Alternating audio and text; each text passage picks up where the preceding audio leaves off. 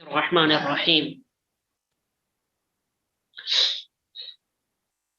آج کے سبق میں ہم گفتگو کریں گے ان حروف سے متعلق جو فعل مضارع پر داخل ہو کر اس میں کوئی تبدیلی کرتے ہیں۔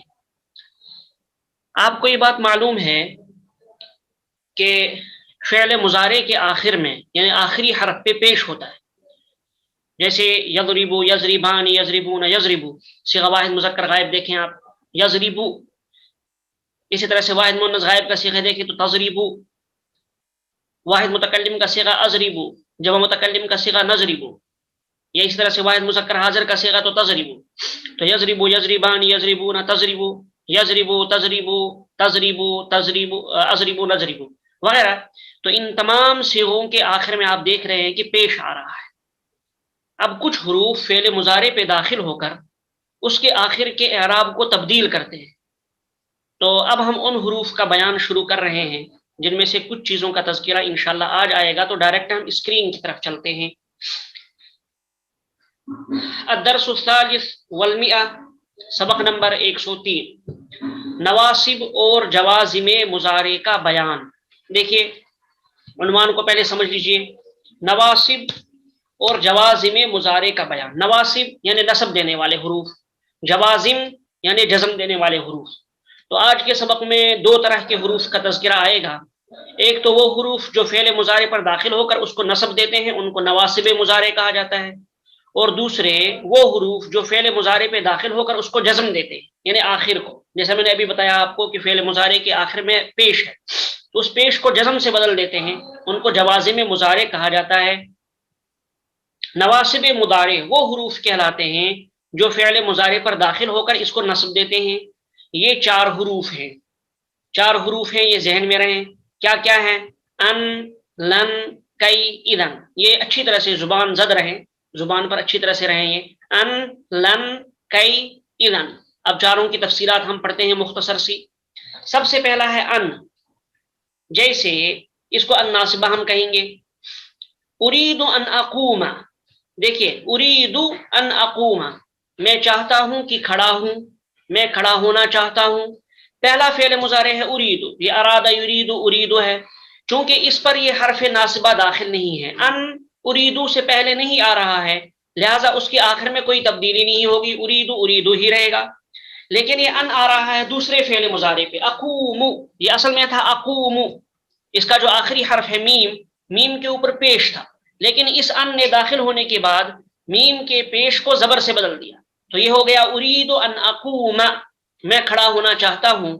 اس مثال میں ان ناصبہ نے اقوم فعل مضارع کے پیش کو نصب یعنی زبر سے بدل دیا۔ دیکھیں میں نے اوپر سمجھایا آپ کو، یہ اقوم تھا اصل میں، لیکن ان کے داخل ہونے کے بعد یہ اقوم ہو گیا، جیسا کہ آپ دیکھ رہے ہیں ارید ان اقوم۔ تو سب سے پہلا حرف نصب دینے والا ہے ان ناصبہ۔ دوسرا ہے لن، لن جیسے لن یضرب خالد، اصل تھا یہ لن یضرب، یضرب خالد، خالد مارتا ہے یا مارے گا، گویا یضربو تھا، لیکن لن فعل ناصب کے داخل ہونے کی وجہ سے مضارع کے آخری حرف کا پیش یعنی با کا پیش زبر سے بدل گیا، لن یضربا ہو گیا۔ لن یضرب خالد، خالد ہرگز نہیں مارے گا، لن کا ترجمہ ہوتا ہے ہرگز، نفی کے لیے آتا ہے ہرگز نہیں، لن یضرب خالد، خالد ہرگز نہیں مارے گا۔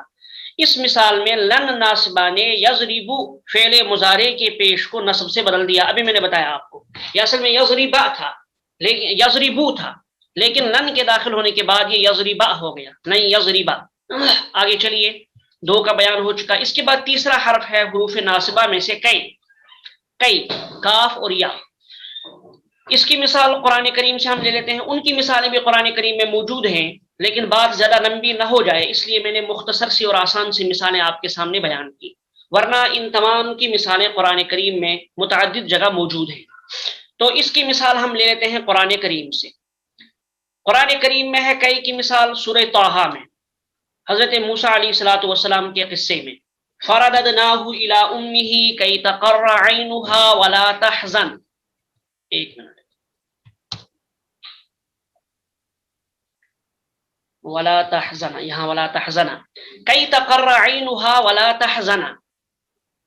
देखिए ये हज़रत मूसा अलैहिस्सलाम का किस्सा है। उनके किस्से में इस आयत मुबारका को जिक्र किया गया कि फिरौन ने हुक्म दिया था कि जो भी बच्चे पैदा हों, लड़के पैदा हों, उनको मार दिया जाए। तो हज़रत मूसा अलैहिस्सलाम की वालदा को अल्लाह की तरफ से हुक्म हुआ कि हज़रत मूसा को डाल दिया जाए दरिया में। आपने दरिया में डाला और फिर पकड़ लिया फिरौन ने वगैरह, बहुत तफसीली किस्सा है। उसके बाद अब हज़रत मूसा को दूध पिलाने की बारी आई तो किसी औरत का दूध आपने पिया नहीं, तो आपकी बहन जो पीछे पीछे चल रही थी उसने बताया कि मैं एक औरत का नाम बता देती हूँ, उसे तुम कह लो, शायद उसका दूध पी ले। तो हज़रत मूसा अलैहिस्सलाम को अल्लाह ताला ने पहुंचाया उनकी वालदा के पास। तो उनकी वालदा को खौफ था कि पता नहीं कौन दुश्मन पकड़ लेगा या दरिया में गर्क हो जाए वगैरह, लेकिन अल्लाह का हुक्म था, अल्लाह के हुक्म से आपने ऐसा किया हज़रत मूसा अलैहिस्सलाम की वालदा ने। तो आखिर में उनके गम को हल्का करने के लिए, उनकी परेशानी को दूर करने के लिए कानूनी तौर पर हज़रत मूसा अलैहिस्सलाम को अल्लाह ताला ने आपके सुपुर्द किया और हज़रत मूसा उन्हीं की परवरिश में आ गए। अब देखिए कुरान करीम ने इस वाक़े को जिक्र किया, फरददनाहु, तो हमने लौटाया उनको, वापस किया हमने उनको, हु से मुराद हज़रत मूसा अलैहिस्सलाम, इला उम्मीही, उनकी माँ की तरफ, लफ्जी तर्जमा कर रहा हूँ, कई, ताकि, कई का तर्जमा होता है ताकि, ताकि तकर्रा, ठंडी हो जाए, ऐनुहा, उनकी आंखें, हा का मतलब है हज़रत मूसा अलैहिस्सलाम की वालदा, कई तकर्रा ऐनुहा, ताकि उनकी आंखें ठंडी हो जाएं, वला तहज़ना, और उनको गम न हो, यानी उनको किसी तरह का कोई गम परेशानी ना हो। हमने वापस लौटाया आपको माँ के पास ताकि उसकी आंखें ठंडी हो जाएं और उसे गम न हो, यानी हज़रत मूसा अलैहिस्सलाम की वालदा को। अब यहाँ हमारे समझने की बात यह है कि यहाँ देखिए दो फेले मुजारे इस्तेमाल हुए हैं। तकर्रा, ये असल में था तकर्रु, तकर्रा असल में था तकर्रु, लेकिन कई के दाखिल होने की वजह से इसके आखिर में जो जबर है, इसके आखिर में जो पेश था वो जबर से बदल गया, तकर्रा हो गया। इसी तरह से वला तहज़नु था, असल में तहज़नु नून के ऊपर पेश था, लेकिन कई के दाखिल होने की वजह से नून का पेश जबर से बदल गया, वला तहज़ना। तो इस आयत में कई नासिबा ने तकर्रु और तहज़नु, ला तहज़नु फेले मुजारे के पेश को नस्ब से बदल दिया, वो मैंने आपको समझा दिया। इसके बाद चौथा हर्फ जो फेले मुजारे के पेश को नस्ब से बदल देता है, जबर से बदल देता है, वो है इदन। इदन, जैसे इदन अशकुरा का, कोई आपसे कहे अना उअती का मालन, मैं आपको पैसा दूंगा। किसी ने आपसे कहा अना उअती का मालन, मैं आपको पैसा दूंगा। आपने उसको खुश होते हुए जवाब में कहा इदन अशकुरा का, तब तो मैं तुम्हारा शुक्रिया अदा करूंगा। अब देखिए ये असल में लफ्ज था, फेल था ये अशकुरु का, ये जो रा है, अब आपको मालूम है कि काफ जमीर का है, जमीर मंसूब मुत्तसिल है, लिहाजा ये अलग लफ्ज है, बल्कि इस्म के दर्जे में, जमीर है, ये इस्म है। तो असल फेल है यहाँ अशकुरु, तो असल में था अशकुरु, इदन अशकुरु का, लेकिन इज़न के दाखिल होने के बाद ये अशकुरु का पेश, यानी रा का पेश जबर से बदल गया, अशकुरा का हो गया। इसकी मिसाल भी कुरान करीम में मुतादिद जगह मौजूद है, लेकिन बात ज्यादा लंबी ना हो जाए मैंने इसको मुख्तसर कर दिया। इदन अशकुरा का, तब तो मैं तुम्हारा शुक्रिया अदा करूंगा, उस शख्स के जवाब में जो कहे, यानी आप कहें उस शख्स के जवाब में जो आपसे कहे अना उअती का मालन, मैं तुम्हें माल दूंगा। आपने जवाब में कहा इदन अशकुरा का, तब तो मैं तुम्हारा शुक्रगुजार होऊंगा, तुम्हारा शुक्रिया अदा करूंगा। इस मिसाल में इदन नासिबा ने, यानी नस्ब देने वाला जो इज़न है, उसने अशकुरु, तो मैंने बताया आपको ये असल में था अशकुरु। अशकुरु फेल मुजारे के पेश को नस्ब से बदल दिया। तो यहां तक तो बात हुई उन हुरूफ की जो फेल मुजारे के पेश को नस्ब से बदल देते हैं, इनको हुरूफ नवासिब कहा जाता है, नवासिब मुजारे। तो कितने हैं ये? चार, अन, लन, कई और इदन। चारों की मिसालें तफसील के साथ मैंने आपको बता दी, बात समझा दी। इसके बाद दूसरी बहस है वो हुरूफ जो फेल मुजारे पर दाखिल होकर उसको जज़म देते हैं। अभी तक तो बात थी जो फेल मुजारे पर दाखिल होकर उसको नस्ब देते हैं, उनको नवासिब मुजारे कहा जाता है।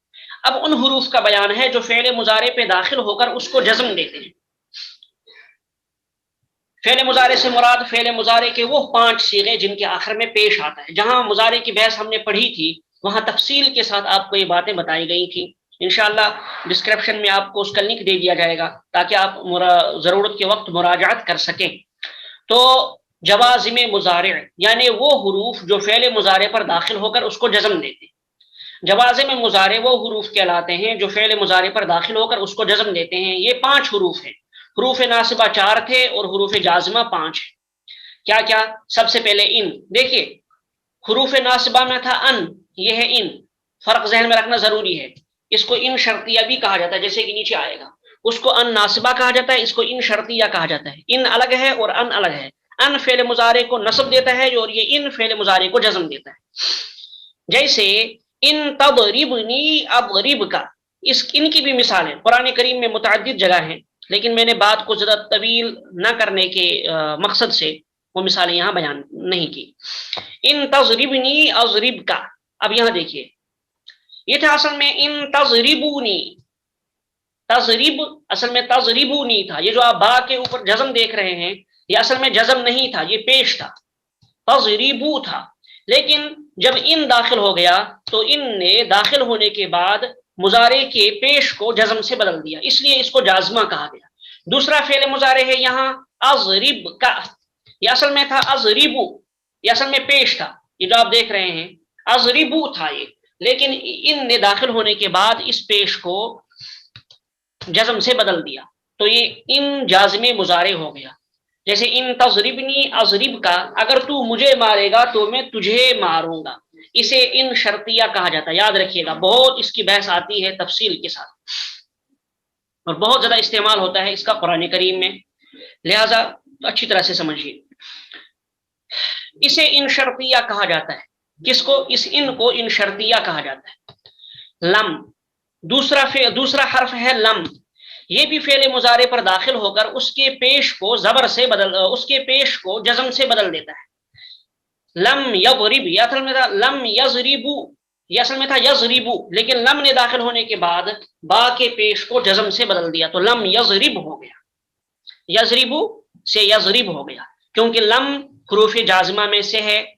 اس کے بعد ہے تیسرا حرف لما، یہ حروف جازمہ 5 ہے، لم، ان، لم، لما، لام امر اور لائے نہیں۔